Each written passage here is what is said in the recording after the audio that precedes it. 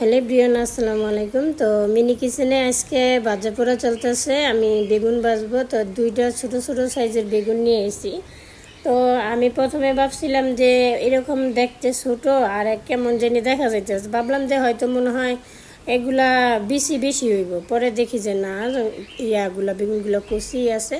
তা দুইটা ছোট সাইজের বেগুন ভাজে নিলাম। তা এর মধ্যে হচ্ছে যে এই তেলের মধ্যেই পটল ভাজবো, কারণ এই তেলগুলো তো ফালাই দিয়ে লাভ নেই। ভাজা পুরো করলে তো তেল আবার যে এই পুড়েই যাইব। তো এই যে ছোটো সাইজের কয়েকটা পটল নিয়ে এসেছিলাম, এগুলো একবারে লাল লাল করে ভাজে নেব। তো আমি আগের থেকেই হলুদ মরিচ এগুলো মাখায় রাইখা দিয়েছিলাম, বেগুনও রাইখা দিয়েছিলাম, পটলও রাইখা দিয়েছিলাম।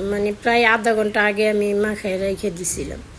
তো না হয় কি মরিচগুলো আর যাই হোক, লবণ মরিচ এগুলো ওই রকমভাবে মিশে না। তারপরে এমনিতেই যে বেগুন বাচ্ছি তেল একবারে হলুদ মরিচ এগুলো হইয়া তেল একবারে পুড়ে গেছে। মনে হইতেছে কিছুক্ষণ পরে আমি যখন এগুলো নামামো দেখা যাইব যে মনে হইতেছে পুড়ে একবারে কয়লে গেছে। মশলা তো পুড়েই যাবে। তো আজকে অন্যান্য সময় যে রান্না করছি ওইরকমভাবে আগুন জ্বলতেছে না। তা আমি যেদিকে রান্না চুলায় জাল দিতেছি ওই আমার মুখের দিকে ধুমাইতে আছে। আর হচ্ছে যে এত বাতাসের গতি যে ব্যালকনির ভিতরে বাতাস বুঝে রান্না বসানো লাগে। এই যে দেখুন পুরা মনে হইতেছে যে আমার মুখের উপরে আগুন আইসে পড়বো, এরকম।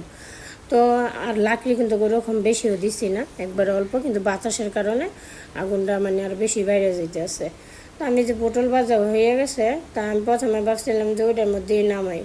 পরে ভাবলাম যে এই ছোটো সাইজের পটল ওইটার মধ্যে দেখাই যাইব না। তো এই জন্য এই যে আমি ছোটো একটা নিলাম। এত ছোট একটা বল নিছি, এটার মধ্যেই বোঝা যাইতেছে যে এটার তলায় পড়ে রয়েছে।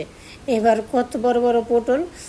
আর এই যে এই তেলটা রয়ে গেছে, তো এটার মধ্যে কটা শুকনো মরিচ ভাজে নিলাম। যেহেতু পুঁটি মাছ ভাজছি, বেগুন ভাজছি, তারপরে এসে যে পটল ভাজছি, তো শুকনো মরিচ ভাজা থাকলে খাইতেও ভালো লাগবে এই জন্য।